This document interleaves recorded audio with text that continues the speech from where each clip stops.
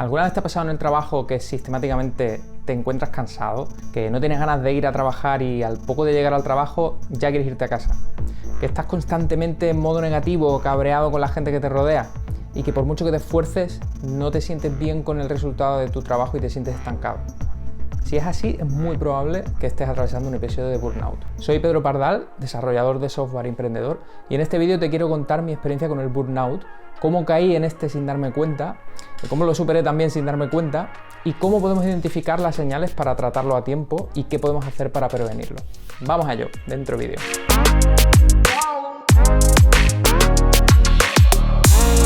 A lo primero de todo, quiero aclarar que el burnout es un tema muy serio y quiero dejar claro que yo no soy psicólogo, no tengo formación formal en temas de salud mental, así que no os toméis nada de la información que vais a ver aquí como una recomendación médica, ¿vale? El propósito de este vídeo es ayudar a gente como tú a tomar conciencia y si crees que puedes estar pasando por un episodio de burnout, pedir ayuda a tu manager o, bueno, si lo ves oportuno, pues directamente acudir a un profesional de la psicología. Así que nada, aclarado este punto, vamos a seguir adelante. El síndrome del burnout, o lo que se conoce en el lenguaje de la calle como estar quemado del curro, es una condición reconocida, y ojo que esto es muy serio, por la OMS, como un trastorno médico que se caracteriza por una desconexión general, prolongada y crónica con tu trabajo y tu situación laboral. Es muy relevante lo de crónico porque no estamos hablando de picos de trabajo o de situaciones puntuales. Estamos hablando de algo que ocurre todos los días hasta que llega un punto que dices, yo no puedo más con esto, o sea, que le den por culo al trabajo, a mis compañeros, a mi jefe y a la madre que lo parió, ¿sabes? Los que somos programadores estamos muy familiarizados con otro concepto que es el estado de flow, ¿vale? Lo que comúnmente llamamos estar en la zona, ¿vale? Cuando estás en la zona se te pasan las horas trabajando y pierdes la noción del tiempo. Conectas profundamente con la tarea que tienes delante, ¿no? Como que tienes un sentimiento de maestría, de control, de propósito. Bueno, pues el burnout es todo lo contrario, ¿vale? Es muy parecido a lo que sería un estado depresivo, ¿no? Sientes como que todo es una obligación, que las tareas que antes eran fáciles o que te motivaban, de repente te resultan súper pesadas y monótonas, ¿no? Y acabas de perder la confianza en ti mismo. Hay principalmente tres síntomas del burnout. El primero es el cansancio crónico, la sensación continua de agobio, de no puedo más con esto, no soporto más trabajar aquí, me quiero ir a casa. El segundo es la bajada de rendimiento, que no te sientes bien con tu trabajo, pierdes la seguridad en ti mismo, empieza el síndrome del impostor y estás estancado, te dices cosas como que no tengo futuro aquí, etcétera, etcétera. Y el tercero, y para mí el más crítico, es el cinismo, ¿no? Te vuelves negativo y hostil con la gente que te rodea y con las situaciones en el trabajo. Todo te parece mal, te quejas por cualquier cosa, te conviertes en una víctima de la situación y te crees realmente que no hay nada que hacer, que todo está perdido. Algo así es un poco lo que me pasó a mí durante varios meses cuando estuve trabajando en una consultora. Básicamente era una de esas consultoras cool que supuestamente no te tratan como carne y te venden al peso, sino que había una propuesta de valor más allá de poner manos, ¿no? Que iba más bien en la línea de cambiar y mejorar la forma de trabajar de los clientes. Y bueno, pues tenía una ilusión y una motivación tremenda, ¿no? De trabajar con buenas prácticas de desarrollo, de hacer las cosas bien, de seguir aprendiendo y tal y cual, ¿no? Total, que entré a mi primer proyecto donde lo que me encuentro es pues problemas de confianza entre el equipo del cliente y nosotros, una falta de gestión por parte de mi empresa enorme, compañeros que la mayoría tenían una actitud bastante negativa, incluso rozando lo tóxico, ¿no? Que más que intentar poner de su parte y facilitar el cambio, lo que había es una queja constante de que las cosas no se hacían como supuestamente se deberían hacer y más bien una actitud de tirar balones fuera, ¿no? Más adelante me di cuenta de que pues lo que pasaba es que mucha de esta gente ya venía quemada de antes, ¿no?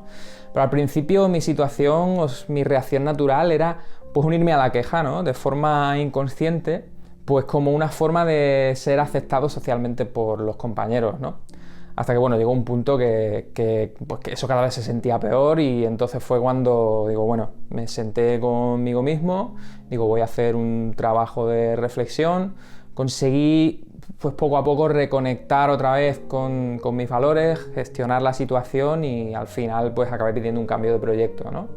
a un proyecto que supuestamente pues era más estratégico, que estábamos más alineados con lo que íbamos a hacer allí, pero es que la experiencia con este cliente pues fue peor aún, ¿no? Me encontré una situación muy parecida a nivel de los compañeros, pero es que además coincidió que hubo un cambio de manager y con este nuevo manager, que era una persona que además venía del mundo de la consultoría clásica y que supuestamente traía mucha experiencia en gestión, pues desde el primer momento tuvimos un conflicto de valores muy grande, ¿no? Hablamos de diferentes visiones sobre cómo gestionar la relación con el cliente, o sea, no es cualquier cosa, sobre cuál era nuestro trabajo allí, qué valor estamos aportando. Entonces me viene una situación en la que pues yo era el miembro más senior del equipo, se esperaba que yo ejerciera un rol de liderazgo para que, pues primero, no estaba preparado, segundo, no tenía tampoco soporte para hacerlo, y tercero, que por falta de madurez por mi parte, pues acababa sintiéndome mal por no cumplir esas expectativas, ¿no? Porque, coño, si habían puesto esas expectativas sobre mí, pues será porque puedo hacerlo, ¿no? Entonces no, como que no puedo defraudarles. Y bueno, a lo largo de esos meses, pues fueron poco a poco apareciendo los 3 síntomas del burnout, ¿no? Todos los días me levantaba sin ganas de ir a trabajar, al final pues fantaseaba en la cama con excusas para no ir a trabajar, estaba en plan negativo, acababa haciendo lo mínimo posible y lo peor de todo es que no asocié todo esto con el burnout, porque en ese momento creía que la única causa del burnout podía ser una carga excesiva de trabajo, ¿no? Que es algo que además mucha gente piensa. Y sí que es verdad que es una de las posibles causas, pero no es la única. Ya años después de todo esto, investigando un poco sobre el burnout, pues me encontré con la investigación de la doctora Cristina Maslach y descubrí que existen hasta 6 triggers o disparadores del burnout, que son los siguientes, y los comento en ningún orden en particular, ¿vale? El primero, pues por supuesto, es justamente la sobrecarga de trabajo que hablábamos, ¿no? Es cuando tienes mucho volumen de trabajo durante demasiado tiempo. O bien el trabajo es demasiado complejo o bien es demasiado urgente. Es también la sensación de que hagas lo que hagas, que le eches las horas que le eches, siempre va a haber más trabajo del que podrás hacer. En mi caso yo no tenía este problema, pero lo que sí tenía es un sentimiento de culpa muy grande por tener todos los síntomas del burnout, pero sin tener sobrecarga de trabajo, ¿no? Porque no sabía entonces pues a qué se debía. El segundo es la toxicidad social, ¿no? Que es cuando tus compañeros hacen lo mínimo posible para salir del paso y al final pues todo les da igual, se quejan por todo, adoptan el rol de víctima y sobre todo pues no hay ningún mecanismo efectivo para solucionar estos conflictos o acabar escalando la situación, ¿no? En mi caso sí que existía esta situación. Había muchos compañeros que, bueno, pues por diversos motivos pues ya venían quemados de antes y la cuestión es que se había perpetuado tanto el ambiente de trabajo tóxico que acababa siendo por ser una máquina de generar gente quemada, ¿no? El tercer trigger del burnout es el conflicto de valores. Cuando tus principios no están alineados con los de tu organización o cuando bien te piden que hagas una cosa que va en contra de esos principios, pues por ejemplo imagínate que eres manager y tienes que echar a una persona supuestamente por bajo rendimiento, pero realmente en el fondo sabes que es para blanquear la cuenta de resultados de la empresa, ¿no? Pues por ejemplo yo en este caso yo sabía que el motivo por el que seguíamos en ese cliente es porque era muy rentable, ¿no? Pero sabía que haciendo lo que estábamos haciendo no estábamos aportando valor ni estaba justificado lo que estábamos cobrándole al cliente, ¿no? El cuarto trigger es la falta de control, que es cuando no puedes hacer las cosas en tus propios términos o pues cuando tienes un jefe que te hace micromanagement, cuando la estructura de la organización no empodera a los equipos para que tengan autonomía. En mi caso, por ejemplo, el problema es que las decisiones sobre cómo gestionar la relación con el cliente, qué proponerles, qué no, qué rates cobrar, si seguir o no con la relación, etcétera, etcétera, pues todas estas decisiones no podía tomarlas yo, aunque tuviese muy claro qué es lo que yo haría, ¿no? Pero no estaba en mi mano. El quinto trigger es la falta de reconocimiento, que no se reconozca el mérito y el esfuerzo por tu trabajo y que den por hecho que ese es el estándar, ¿no? Aquí normalmente pues lo que pasa es que acabas pidiendo un aumento de sueldo para compensarlo, ¿no? En el mejor de los casos pues sí te lo dan y pues, realmente acaba siendo un parche hasta que pues bueno, te acabas dando cuenta de que lo que quieres no es más pasta, sino que se reconozca tu trabajo, ¿no? Y si no te lo dan, pues ya tienes otro elemento más que añadir al cóctel de frustración. Y el sexto y último trigger es la injusticia, ¿no? Por ejemplo, cuando ascienden a una persona que tú crees que has hecho un mejor trabajo que ella, pero el ascenso se lo dan a ella, ¿no? O cuando notas algún trato de favor, de favoritismo o de discriminación. Por ejemplo, la brecha salarial entre hombres y mujeres o por ejemplo, maltrato o faltas de respeto hacia miembros de colectivos como LGTBI o personas neurodivergentes, etcétera, etcétera, ¿no? Una vez aprendí todo esto, pues entendí por qué tenía todos los síntomas de burnout, incluso sin tener muchos de los triggers, ¿no? En particular el de la sobrecarga de trabajo que no lo tenía. Lo cual es muy interesante porque nos lleva a una clave esencial para combatir el burnout, ¿no? Hay que estar pendiente de todos los triggers para saber identificarlos y poder cortar este problema de raíz. Pero yo todo esto no lo sabía cuando estaba en la consultora, sufriendo el burnout, ¿no? Durante las últimas semanas no había día que no me planteara la posibilidad de dejarlo. Hasta que al final pues llegó un punto que no podía más y acabé renunciando, incluso sin tener ninguna oferta u otro proyecto al que ir. A mí lo único que tenía en ese momento era una sensación de rechazo ante la idea de tener que trabajar con jefes con los que no estaba alineado, ¿no? Así que la única forma de asegurarme de que no tenía esos jefes era trabajar por cuenta propia y escoger yo mismo mis clientes. En aquel momento pues empecé a leer un montón sobre emprendimiento, mentalidad emprendedora y bueno, pues todo el mundo decía que tengas mucho cuidado, que no deberías emprender por la razón equivocada y que si emprendías solo por salir de un curro de mierda pues te ibas a estampar y bla bla bla bla bla bla. Y bueno, pues menos mal que no hice caso porque ahora la verdad es que valorándolo en retrospectiva pues puedo decir que comenzar a emprender y trabajar por cuenta propia para mí fue un proceso súper terapéutico que me ayudó a curarme de ese burnout, ¿no? Porque al final en pocos meses pues estaba trabajando como consultor freelance para un cliente en el que la situación, o sea, cambió radicalmente. Pasé a trabajar yo solo, sin jefe ni equipo propio, directamente con el equipo del cliente. Y bueno, tuve la suerte de que el equipo del cliente pues eran todos personas comprometidas con su trabajo y con su crecimiento y era gente con ganas de evolucionar, con ganas de aprender y de hacer cosas, ¿no? También cambió el tipo de trabajo que estaba haciendo. En ese cliente pues me encargué yo personalmente de alinear las expectativas que tenían sobre mí con el trabajo que realmente iba a hacer en el día a día, ¿no?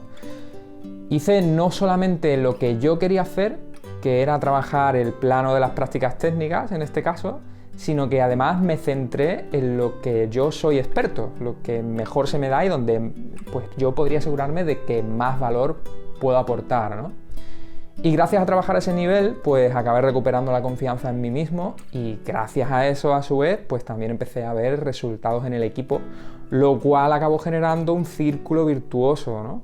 Además, trabajando por mi cuenta, no tenía ningún conflicto de valores con mi jefe, porque yo era mi jefe, ¿no?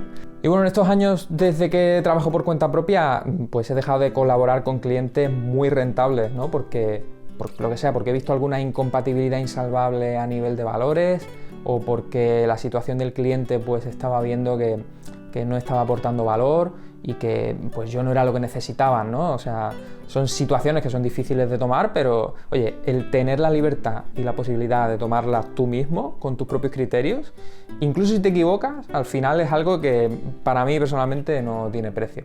Es al final ser coherente y alinear tus valores y o sea, tus actos con tus valores, ¿no? Ser íntegro. Y bueno, y de repente sentía que comenzaba a tomar decisiones usando motivadores intrínsecos, ¿no? Como por ejemplo el deseo de aprender, de crecer como profesional o incluso crecer a nivel personal, ¿no? En lugar de moverme por tener más reconocimiento o por tener un aumento de sueldo.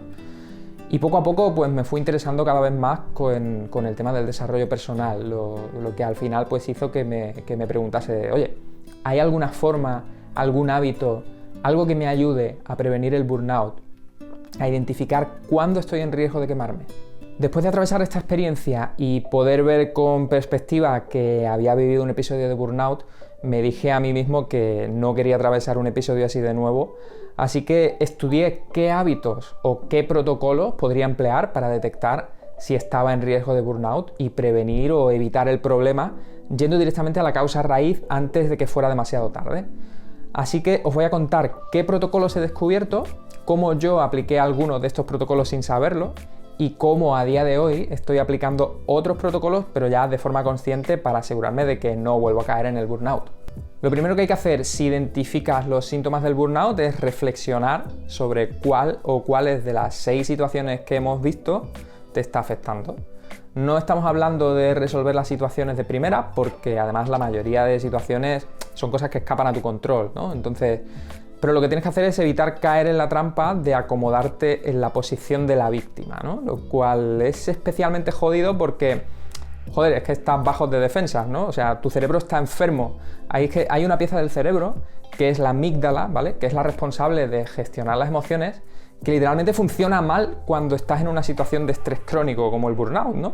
Entonces, por eso es importante que en el momento de identificar alguna de estas situaciones no pases por alto, no obvies las señales e inmediatamente pidas ayuda y hagas por buscar los medios para pues, aprender a gestionar la situación de la mejor manera posible o si no, pues escalarla.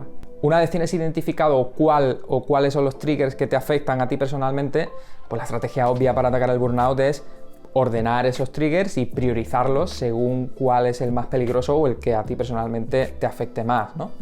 Y buscar cuál es la causa raíz uno a uno de cada uno para resolverla.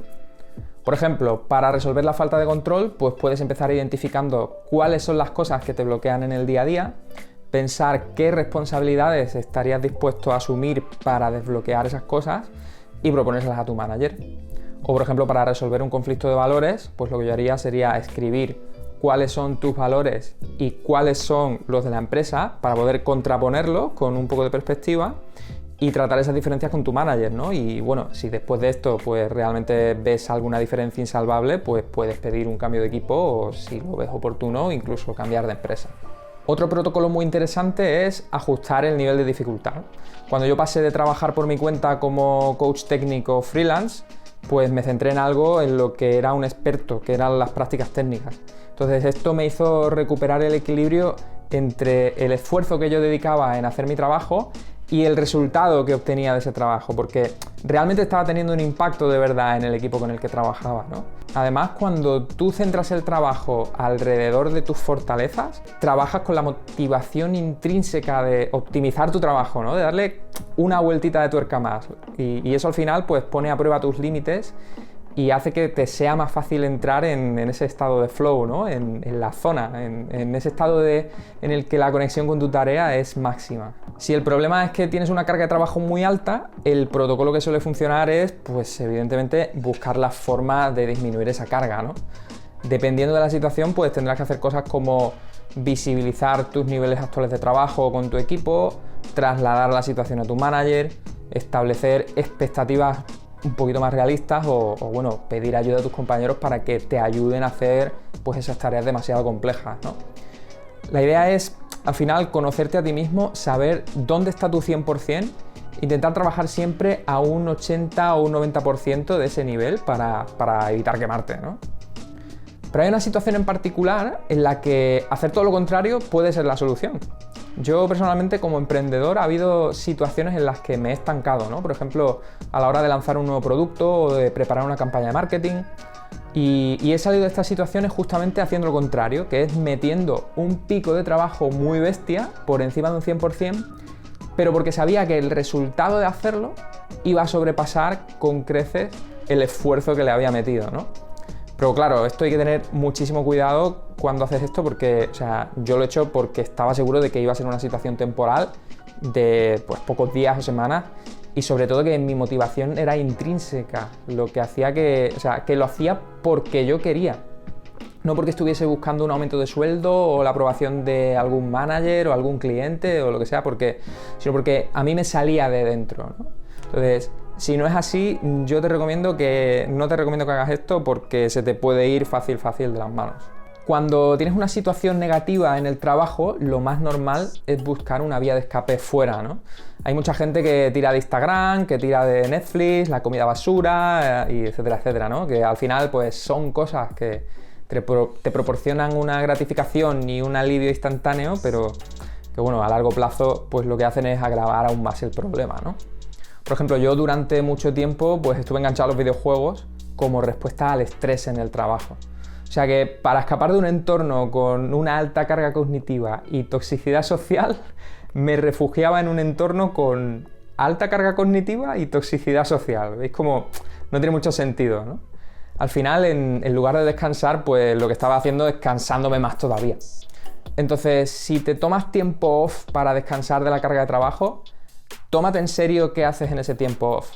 Porque en general los estilos de vida saludables como cuidar el sueño, hacer ejercicio moderado cada día, cuidar la alimentación, las relaciones sociales, la espiritualidad, conectar con la naturaleza, practicar mindfulness o meditar habitualmente, todo eso son protocolos que a la larga nos hacen menos susceptibles a situaciones de estrés en general y, bueno, y de burnout en particular, ¿no? Pero bueno, si por lo que sea ya estás afectado con el burnout, pues es muy complicado sacar esa fuerza de voluntad, ¿no? Para ponerse a meditar o irse a dar un paseo o lo que sea. Entonces, en este caso, hay una serie de protocolos muy interesantes que se conocen como estresores horméticos. Y básicamente consisten en someterte a ciertos niveles elevados de estrés controlado, lo cual genera una respuesta de estrés específica, pero alivia el estrés general, por otra parte. Por ejemplo, el entrenamiento de alto rendimiento, ¿vale? Hace que físicamente te quedes tan reventado que la respuesta fisiológica al estrés por el burnout acaba disminuyendo, ¿vale? Entonces, otros protocolos de hormesis como estos pues pueden ser las duchas frías, la respiración Wim Hof, los masajes o las sesiones de calor intenso, por ejemplo, en una sauna. Finalmente, quiero lanzar un mensaje también para las personas que estáis en una posición de manager y tenéis gente a vuestro cargo, porque es también vuestra responsabilidad estar súper atentos a vuestros reports y a los síntomas del burnout que puedan ir apareciendo, ¿no? Aparte de por ayudar a la gente a ahorrarle un mal trago innecesario y que estén bien, que por otra parte, pues como managers en nuestro trabajo, ¿no? Pues porque normalmente cuando aparecen todos estos síntomas y la situación ya se hace más evidente, normalmente ya es demasiado tarde. Y es muy probable que la situación pues ya sea irreversible, ¿no? Que acabe en una renuncia o que peor, que se convierta en un problema endémico, ¿no? Porque al final la gente quemada es una máquina de fabricar más gente quemada. Entonces, por eso cuando veáis, aunque sea uno de los síntomas, gente que simplemente está un poco desenganchada o que está poco motivada o que ha tenido una bajada de performance, poned el foco en el contexto de esa persona y buscad indicios de los triggers del burnout, incluso antes de que la propia persona se lo llegue a plantear.